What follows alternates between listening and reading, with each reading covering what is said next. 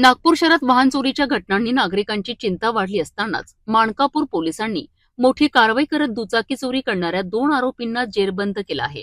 गोधनी रोडवरून चोरीला गेलेली ऍक्टिवा अवघ्या काही दिवसात शोधून काढण्यात पोलिसांना यश आलंय। गुप्त माहिती, तांत्रिक तपास आणि पोलिसांचा सापळा यामुळे आरोपी थेट पोलिसांच्या तावडीत अडकलेत। नागपूर शहरातील माणकापूर पोलीस स्टेशनच्या हद्दीत घडलेल्या दुचाकी चोरीच्या गुन्ह्याचा पोलिसांनी यशस्वी छडा लावला आहे। या प्रकरणात 2 आरोपींना अटक करण्यात आली असून चोरीस गेलेली ऍक्टिवा दुचाकी जप्त करण्यात आली आहे।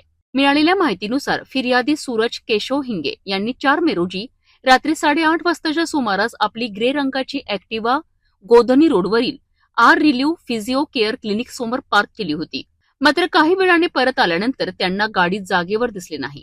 यानंतर त्यांनी तात्काळ माणकापूर पोलीस ठाण्यात तक्रार दाखल केली आहे। या प्रकरणी भारतीय न्याय संहिता कलम 303 अंतर्गत गुन्हा दाखल करण्यात आलाय।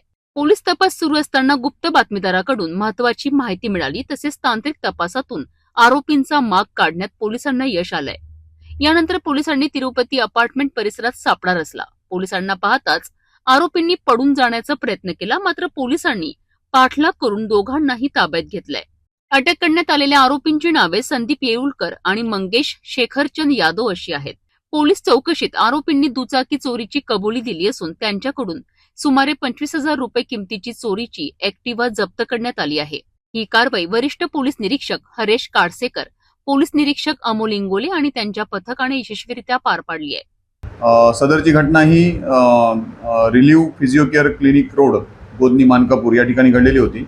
आमच्या टीमने त्याच्यामध्ये सीसीटीव्ही फुटेजच्या आधारे वर्कआउट करून आरोपी संदीप येलुरकर राहणार मानकापूर, मंगेश यादव राहणार अंबाझरी या दोघांना याच्यामध्ये ताब्यात घेऊन विचारपूस केली। त्यांच्या ताब्यामध्ये जी चोरी झालेली गाडी होती, 2 व्हीलर होती, ही मिळून आलेली आहे।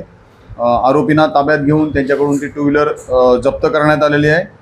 या आरोपींकडून आणखी देखील काही मोटर वाहन चोरीचे गुन्हे उघड होण्याची शक्यता असून त्याबाबत अधिक तपास चालू आहे।